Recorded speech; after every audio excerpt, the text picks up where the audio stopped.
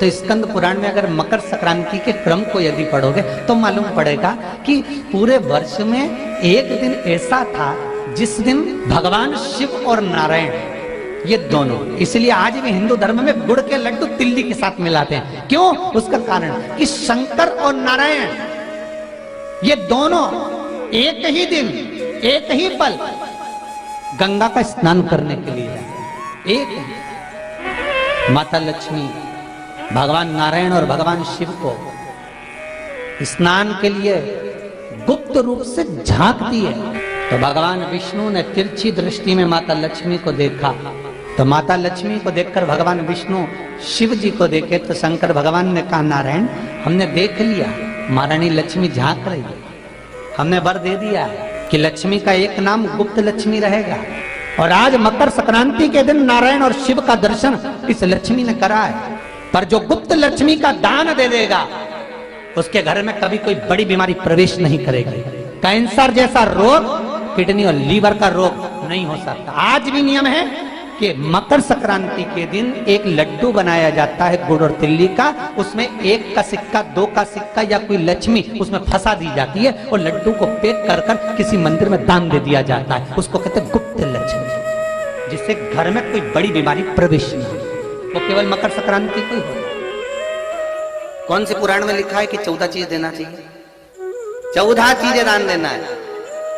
किस पुराण में लिखा है? कोई तुमसे पूछ सकता है तो महाराज आप कह सकते हो अग्नि पुराण में वर्णन आता है। देव ऋषि नारद भगवान विष्णु के पास जाकर पूछते हैं, नारायण कृपा करिए। भगवान विष्णु ने पूछा क्या बात है, बोलिए देव ऋषि नारद क्या चाहता, हमें इतना सा बता दो।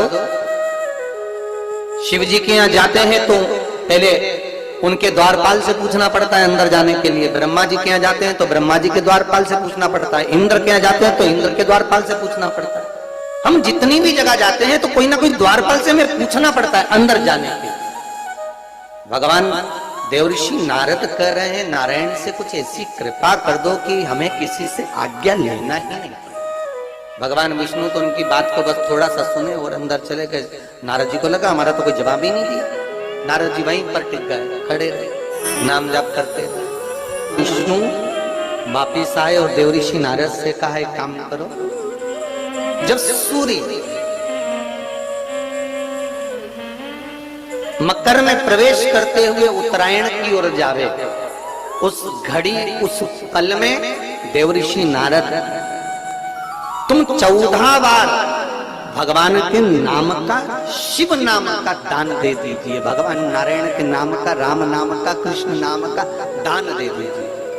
अब देखो यहाँ पर यह नहीं लिखा कि प्लास्टिक का डब्बा दो, समझ लेना जी हो अच्छे से कि लोगों ने दान को कितना भ्रष्ट कर दिया वो बताया जा रहा है। अग्नि पुराण में ये नहीं लिखा कि तुम प्लास्टिक की चाय की चन्नी दो 14, बाल्टी दो 14, या प्लास्टिक का डब्बा दो 14। यहां पर यह नहीं लिखा है कुछ भी हो।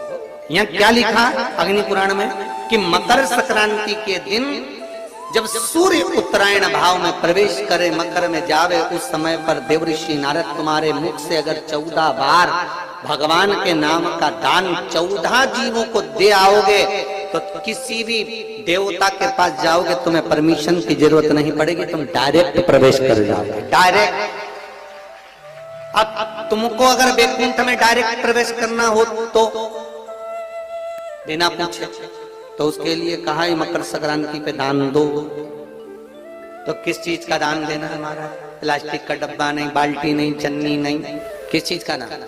तो कहा अगर देवर्षि नारद आप दान दे रहे हो तो 14 नाम का दान दीजिए, 14 जीवों को नाम का दान दे दो, भगवान के नाम का भजन करो। और अगर संसार के लोग दान दे तो किस चीज का? तो के अन्न से बड़ा कोई दान,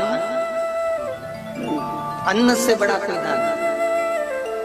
आज भी नियम है कि मकर संक्रांति के दिन एक लड्डू बनाया जाता है गुड़ और तिल्ली का, उसमें 1 का सिक्का 2 का सिक्का या कोई लक्ष्मी उसमें फंसा दी जाती है और लड्डू को पैक कर कर किसी मंदिर में दान दे दिया जाता है। उसको कहते हैं गुप्त लक्ष्मी, जिससे घर में कोई बड़ी बीमारी प्रवेश नहीं। वो केवल मकर संक्रांति को ही होता है।